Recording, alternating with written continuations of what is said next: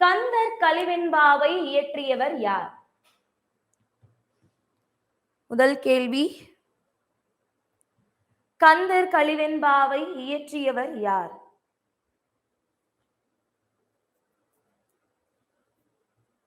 பதில் சொல்லுங்க பார்க்கலாம்.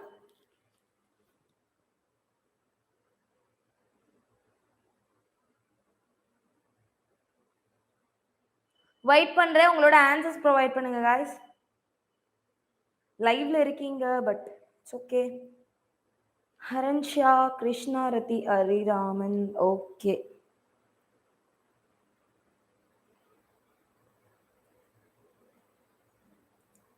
சரி, ஓகே, நம்ம ஆன்சர்ஸ் பார்க்க ஆரம்பிக்கலாம். பாருங்க, கந்தர் கலிவெண்பாவை யார் எழுதுறாங்க அப்படின்னு பாத்தீங்கன்னா குமரகுருபரர். ஓகே, நோட் பண்ணிக்கோங்க, குமரகுருபரர் தான் கந்தர் கலிவெண்பாவை எழுதுறாரு.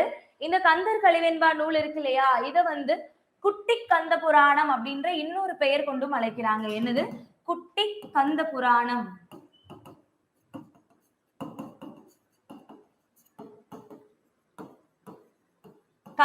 கந்தர் கலிவெண்பாவை குட்டி கந்த புராணம் அப்படின்னு சொல்றாங்க.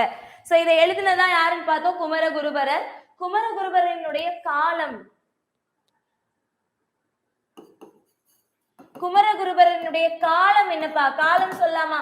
சோ ஃபாஸ்டா லைவ்ல இருக்கிறவங்க ஆன்சர் பண்ணுங்க. குமரகுருபரர் எந்த காலத்தை சேர்ந்தவர் அப்படின்றது. சோ ஆன்சர் 17ஆம் நூற்றாண்டு. 17ஆம் நூற்றாண்டு. சோ இதை தாண்டி இவர் வந்து வடமொழி, ஆங்கிலம், இந்துஸ்தானி, சரியா? வடமொழி, இந்துஸ்தானி, தமிழ், சரியா? வடமொழி, இந்துஸ்தானி, தமிழ், இந்த 3 லாங்குவேஜ்ல புகழ் பெற்றவரா இருக்காரு குமரகுருபரர். இவர் எழுதினதுதான் கந்தர் கலிவெண்பா. கைலை களம்பகம், முத்துக்குமார சுவாமி பிள்ளை தமிழ், மீனாட்சி அம்மை பிள்ளை தமிழ், நீதி நெறி விளக்கம், இது எல்லாமே யார் எழுதினதுதான்? நம்மளுடைய குமரகுருபரர் அவர்கள் எழுதினதுதான். ஓகேவா? புரிஞ்சிருச்சா? அப்ப கந்தர் கலிவெண்பாவை எழுதியவர் யார் அப்படின்னு கேட்டா ஆன்சர் குமரகுருபரர். குட்டி கந்த புராணம் என்று அழைக்கப்படக்கூடிய நூல் எதுன்னு கேட்டாங்கன்னா கந்தர் கலிவெண்பா. ஓகே, நோட் பண்ணிக்கோங்க. அடுத்ததா சொற்களினுடைய கூட்டு பெயர். இப்ப பழம் அப்படின்னு இருக்கு, ஒரு பழம் இருந்துச்சுன்னா பழம் அப்படின்னு சொல்றோம். இதே பழங்கள் நிறைய இருக்கிறப்போ அதை வந்து பழச்சீப்புன்னு சொல்லுவோமா, பழக்கச்சைன்னு சொல்லுவோமா, பழக்குலைன்னு சொல்லுவோமா, பழக்குவியல் அப்படின்னு சொல்லுவோமா அப்படின்றதான் கேள்வி.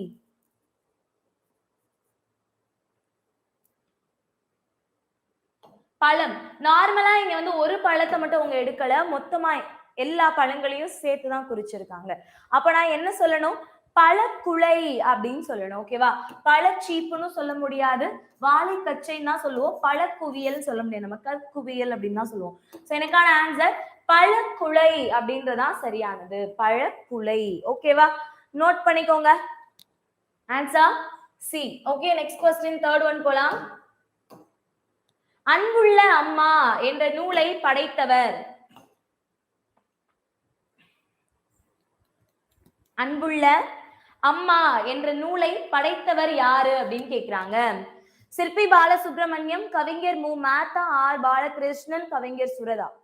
யாருப்பா அன்புள்ள அம்மா அப்படின்ற நூலை எழுதினவங்க யாரு?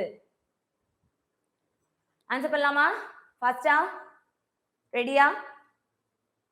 So R Balakrishnan. So R Balakrishnan பத்தி சொல்லணும் அப்படின்னா இவர் பிறந்தது 1958. சரியா? எப்ப பிறக்கிறாங்க? 1958 பிறக்கிறாங்க. திண்டுக்கல் மாவட்டத்தில் இருக்கக்கூடிய நத்தம் பகுதி,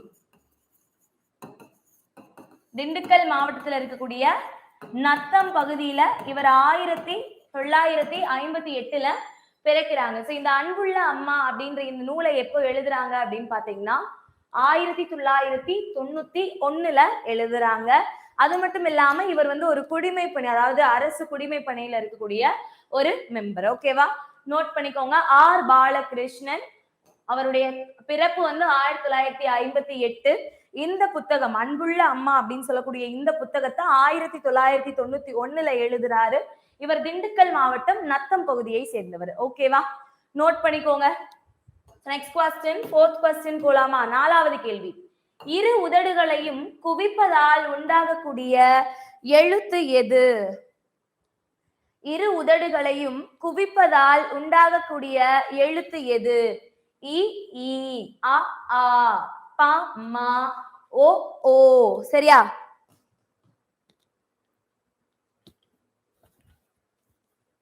ஆன்சர் பண்ணுங்கப்பா ஃபாஸ்டா. இரு உதடுகளையும் குவிப்பதால் பிறக்கக்கூடிய எழுத்து.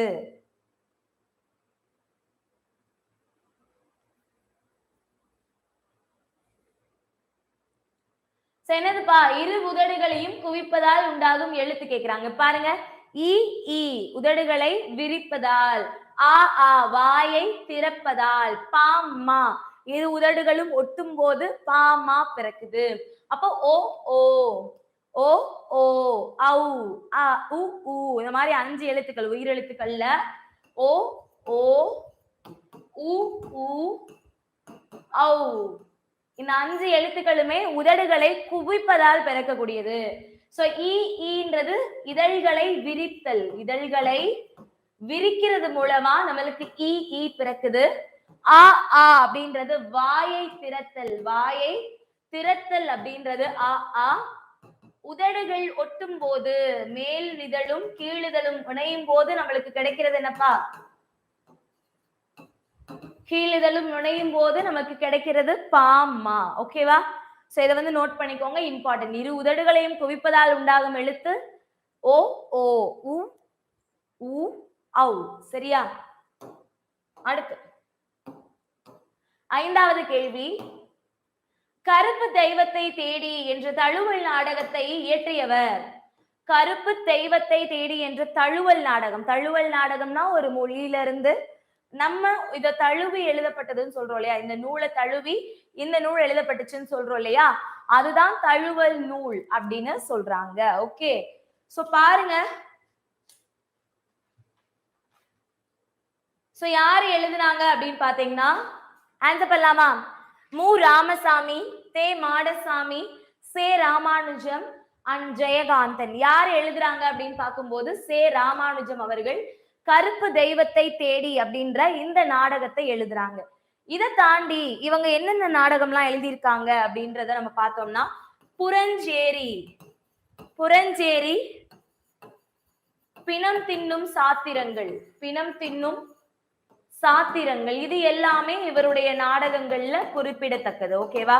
எனது சே ராமானுஜத்தினுடைய நாடகத்துல கருப்பு தெய்வத்தை தேடி, புறஞ்சேரி, பிணம் தின்னும் சாத்திரங்கள் இவங்களுடைய நாடகங்கள் எல்லாமே, இந்த நாடகங்கள் எல்லாமே இவருடைய நாடகங்கள்ல குறிப்பிடத்தக்கது. ஓகேவா? இதுவும் கேட்கலாம், இல்ல ஆரல்ஸ் இதுவும்